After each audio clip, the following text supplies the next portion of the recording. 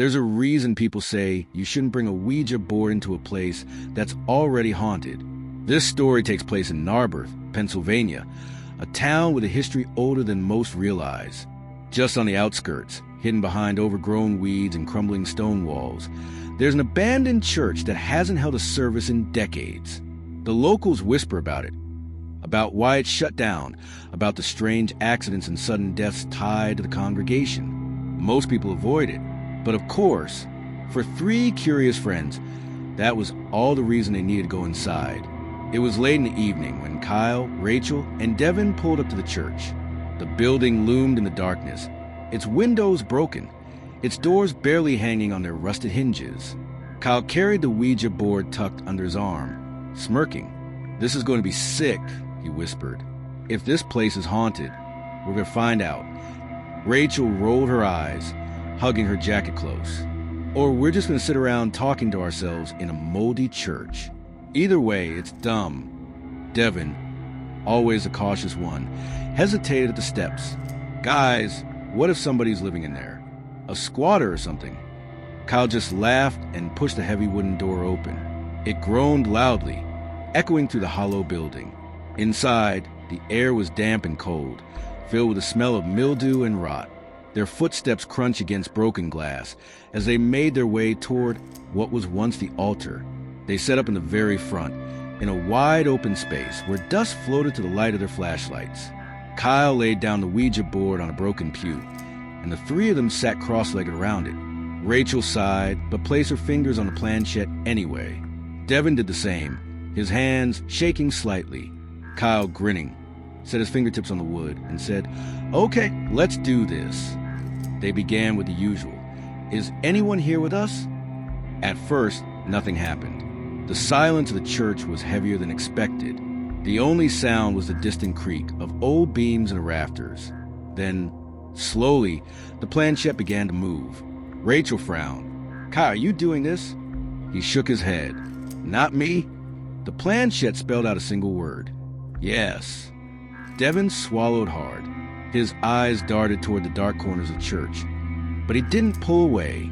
Kyle leaned closer, his grin widening. "What's your name?" he asked. The planchette moved again, scraping against the board. "Myarke," Rachel whispered. "Mark? Like Father Mark? The priest?" The name sounded familiar. Years ago, before the church closed down, there had been rumors about the pastor.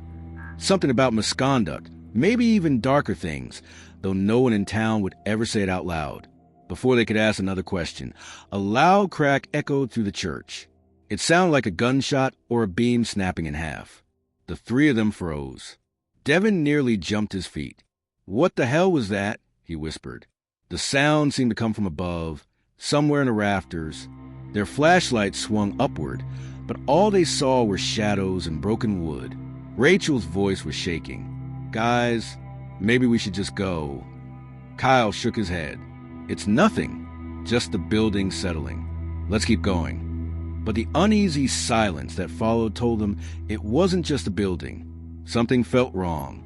Before they could continue, a rock, about the size of a fist, came tumbling out of the shadows and landed on the pew beside them. All three screamed. Rachel scrambled to her feet first. Nope, I'm out." Devin didn't need convincing. He bolted toward the door. Kyle grabbed the Ouija board, but in his panic, he dropped it back onto the pew. The three of them ran out of the church, hearts pounding, their flashlights bouncing wildly against cracked stone walls as they made their escape into the night. Outside, they stood gasping for air in the tall weeds. Devin's face was pale. "Somebody's in there," he said breathlessly. "Somebody threw that." Kyle shook his head. "No way. We would have heard footsteps, seen something. That rock didn't just fall." Rachel hugged her arms tightly. "I don't care. I'm not going back in there." But after a few minutes of standing in the dark, the adrenaline started to wear off. Kyle, ever the stubborn one, said, "We can't just leave it." "I left the board in there." Rachel stared at him like he was insane. "Are you serious? After what just happened?" "It's mine," he said firmly. "I'm not leaving it behind." Reluctantly, Rachel and Devin followed him back up the broken steps. through the heavy doors, and into the church once again. The air felt heavier this time, like the entire building was holding its breath. They made their way back to the altar. Kyle's flashlight cut across the pew where he had dropped the board. His stomach dropped. It was gone. The Ouija board wasn't there. Not on the pew, not on the floor, not anywhere. Rachel's voice cracked. "Kyle, where is it?" Devin spun in circles, shining his light across the church. "This isn't funny, man. Where'd you put it?" "I didn't put it anywhere." Kyle snapped. His voice was shaking now. The three of them stood there in the silence of the ruined church, realizing together that something or someone had taken the board while they were outside.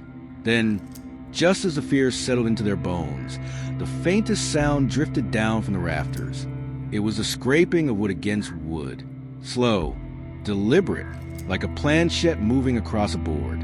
Rachel let out a choke scream and bolted for the door. Devin was right behind her. Kyle froze for only a moment, his flashlight shaking in his hand, before he too turned and sprinted into the night. None of them ever went back to that church again. And to this day, the Ouija board has never been found. If you enjoyed this chilling story, make sure to like the video, share it with your friends, and subscribe for more real-life inspired horror stories every week. Turn on the notification bell so you don't miss the next one. And remember, if you ever get the idea to take a Ouija board into an abandoned building, maybe think twice, because sometimes the spirits aren't just pretending.